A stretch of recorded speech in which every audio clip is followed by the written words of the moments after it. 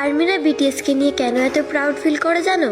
যেখানে অন্য কেপপ আইডলরা বলে আমরা নিজেদের যোগ্যতায় সফলতা অর্জন করেছি, এখানে আমাদের ফ্যানদের কোনো অবদান নেই, সেখানে বিটিএসরা যা বলে। আরএম বলেছিল আমি সারা জীবন মনে রাখবো আমাদের সফলতার সবচেয়ে বড় কারণ হচ্ছে আর্মি।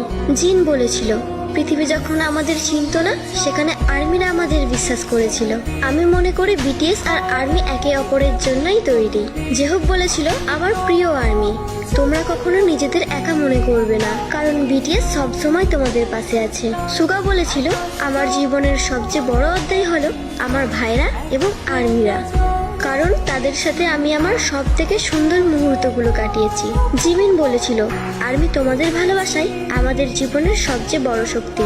ভি বলেছিল আমরা সাতজন শুধু বিটিএস না, আর্মিরা ছাড়া বিটিএস অসম্পূর্ণ।